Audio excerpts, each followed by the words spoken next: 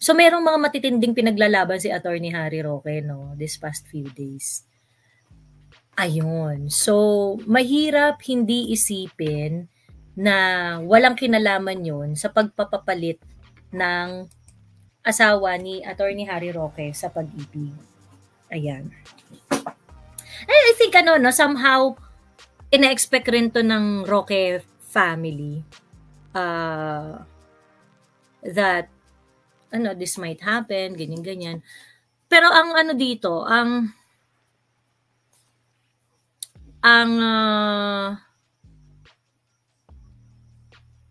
the impression that this will leave us is you can't really go against this administration because if you do, you will suffer consequences. Like, eto nga, matatanggal ka sa trabaho, yung mga ganyan. Jokno and PBBM, they had conflicting press releases doon sa Maharlika Investment Fund. Jokno, I remember Jokno said na mapuput on hold yung Maharlika Investment Fund, na yung implementation niya. And then, immediately after, PBBM spoke about it and said na, no, meron ng IRR. Tuloy tayo ng December, ganyan. Nagagaganon. And then, what happened to Jokno? Diba? He got replaced. Remember the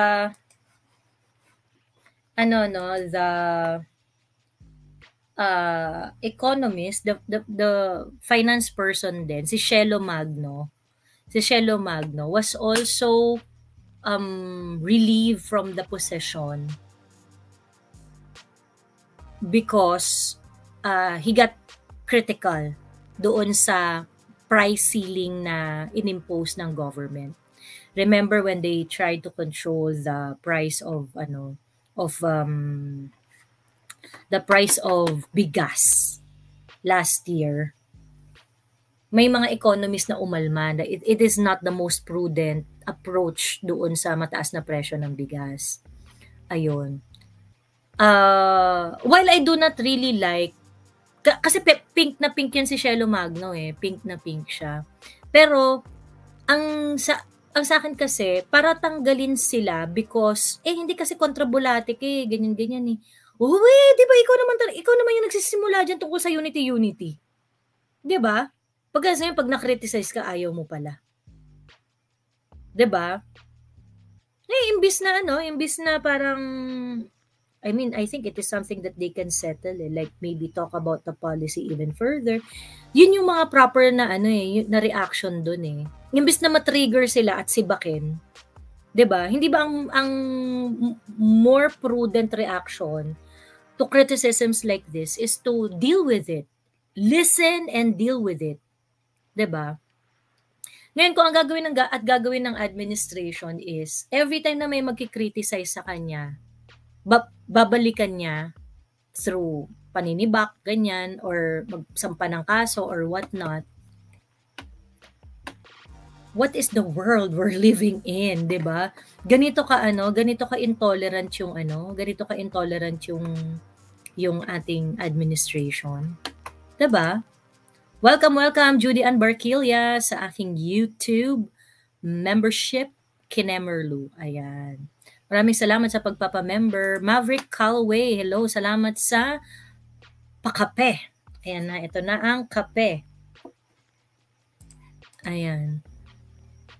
Diba? So, syempre, parang hindi naman tayo pinanganak kahapon na sige, magplastikan kayo ng mga press releases, bait-baitan kayo dyan, ayaw nyo kahit si Attorney Trixie, di ba nagsalita na rin si Attorney Trixie na hindi niya naiintindihan kung bakit galit sila sa'yo, ginagawa mo lang naman yung trabaho mo.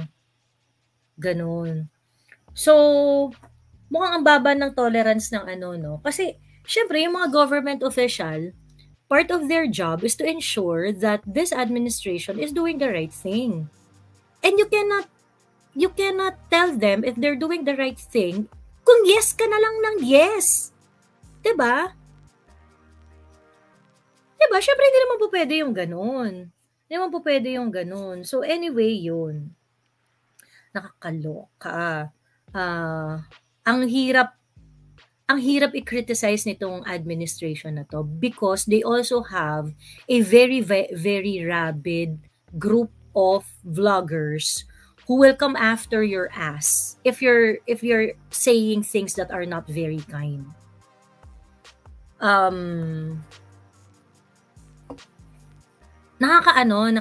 Parang imbis na encourage niya at saka mag-foster siya ng feedback mechanism, 'di ba? In order to keep his political capital. Kasi kung matino kang leader, no? Kung matino kang leader, you have the confidence of the Filipino people after 2022. That's a huge political capital. Yung mga supporters ng PBBM administration, ni BBM, ganyan.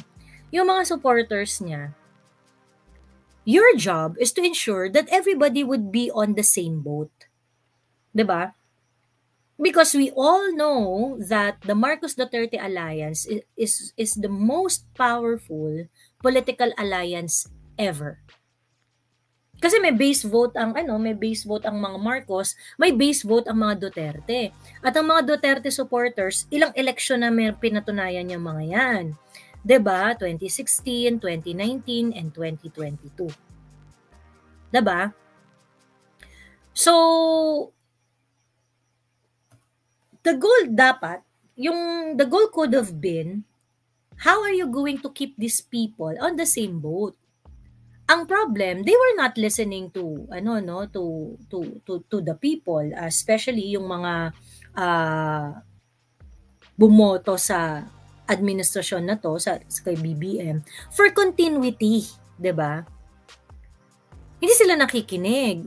Ngayon, it looks like kaya nga nagiging budol to na bonggam-bongga. It looks like they want to throw under the bus yung pinakinabangan nila ng eleksyon, which is yung mga Duterte supporters. They want to throw them under the bus. They do not really want to listen to them. They do not really want to keep their promise and meet the expectations of those who voted for them.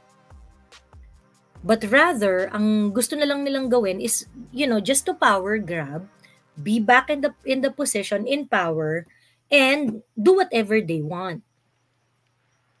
Pagkatapos, by the way, kakampi na rin naman namin yung mga yung yellow at pink so malakas na rin kami. 'Di ba?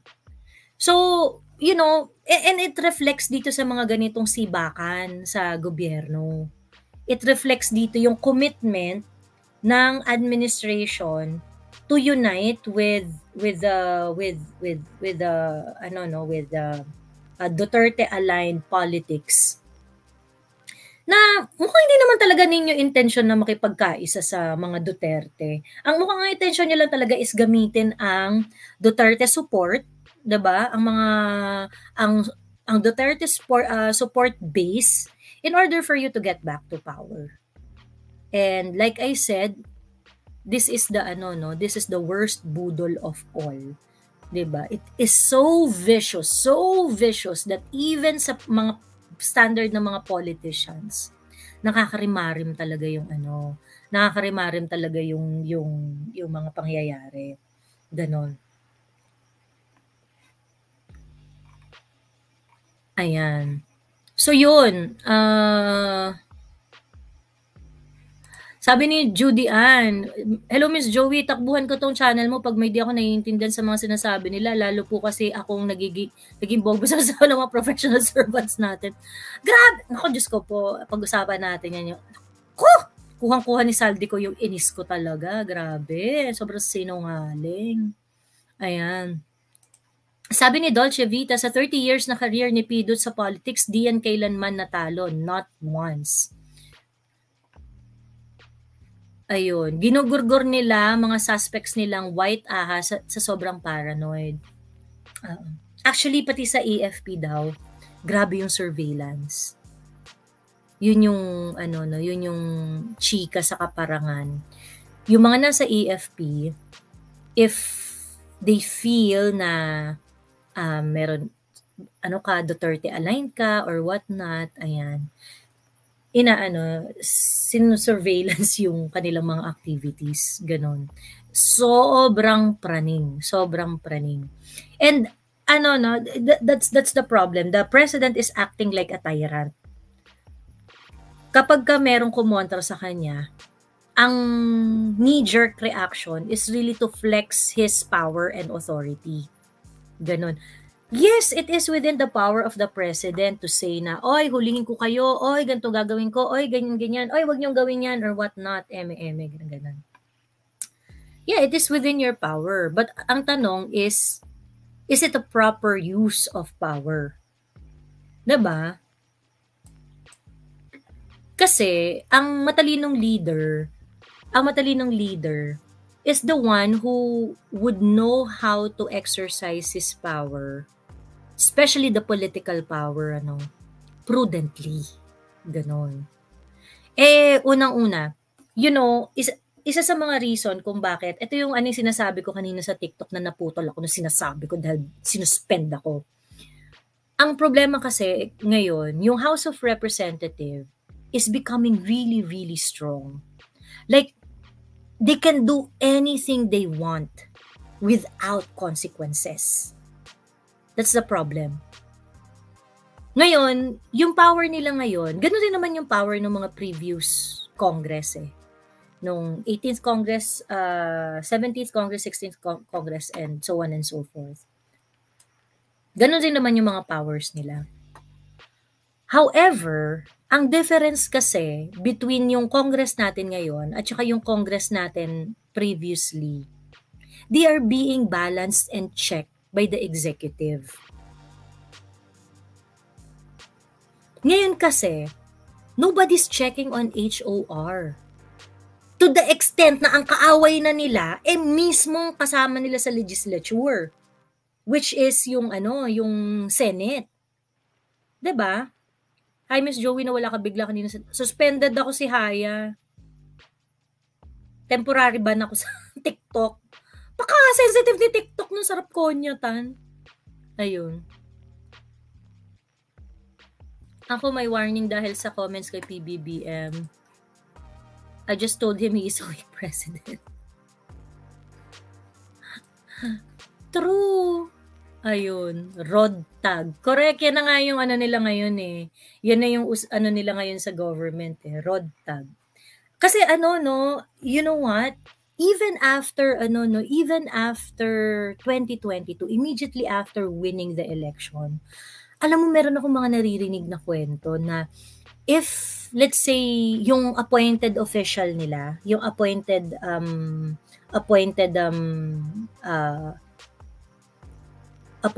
person ng Pangulo, nagpunta ng Davao City,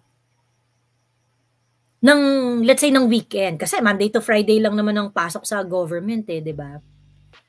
So, pagka kunwari, meron daw government official, in his or her private capacity, nagpunta ng Davao for a vacation or for any other reason, ganyan. Pag nagpunta ka ng Davao, kinamande yan, may love letter ka na, mag-explain ka na sa Malacanang kung ba't ka nagpunta doon. Merong ganun.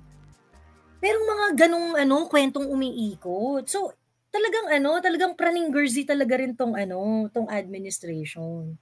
So, he has all the badges of a tyrant, sa totoo lang.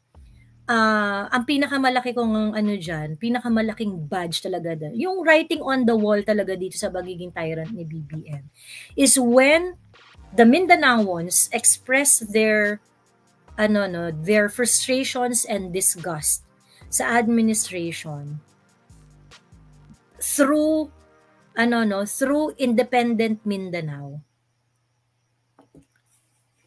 'Di ba? Their reaction, the knee-jerk reaction was to use force. Ang inang yan. 'Di ba? May pagbahing. Yung joke na sa garden kasi. Ayun. Narinig yung bahing mo? Shucks. Feeling ko pag umuotot ka, Bim, naririnig din. Pag may narinig kayo umuutot, hindi ako yun, jowa ko yun. Ayun. My gosh, tunay po. Malay nila napasamal Island lang or ayun, 'di ba?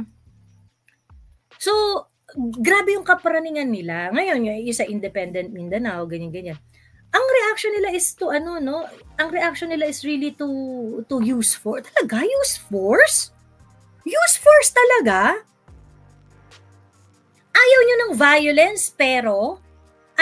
violence, the first instance that you are challenged, your reaction is to use force.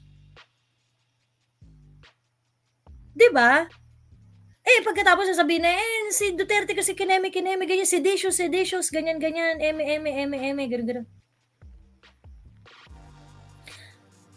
Pagka seditious, kailangan muna illegal yung gagawin mo. Tapos yung illegal na gagawin mo ay dapat may force na ginagamit or violence. 'Di ba? Ngayon, between dun sa mga Mindanao na nag-express ng kanilang sentiments at saka dito sa administration na to, sino yung nag-brought up ng violence? Sino yung nag-brought up ng violence? Administration. 'Di ba? Ayun, instead of addressing the root cause, they became too defensive too quickly, sayang. Sabi ni Angry Ranger. Yun nga eh. So, naging sobrang defensive nila. Well, ang tawag dito, it really shows the weak leadership the weak and insecure kind of leadership that they exude.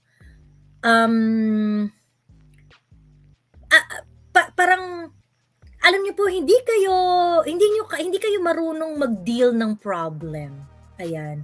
And again, itong mga ganitong klaseng kaganapan, hindi to surprising Hindi to surprising kasi after ng 2022, noong nagkaroon na ng mga series of controversies ang administration, like yung sa Love the Philippines, PAGCOR logo, dyan sa yung mga iskandalo na yung sa LTO, ganyan. The way they handled it, it kind of exposed the kind of decision making of this administration, ganon na dahil dismissive kayo dun sa issue ng Love the Philippines, yung sa issue ng sa PAGCOR, ganyan. Sige, sabihin na natin na hindi naman kasi yan talaga yung super national issue na talaga, well, yung sa Love the Philippines, naging hindi talaga yan dapat national issue pero dahil sa sobrang pangit ng pag-address nila dun sa problema, dahil sa sobrang pangit nung kanilang reaction to it, naging national issue siya, naging international issue pa. 'Di ba? Ganon.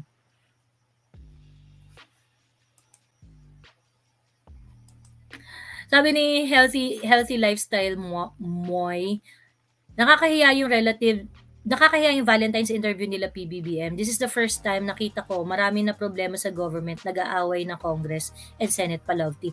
It's becoming a showbiz government. Sa totoo lang, yung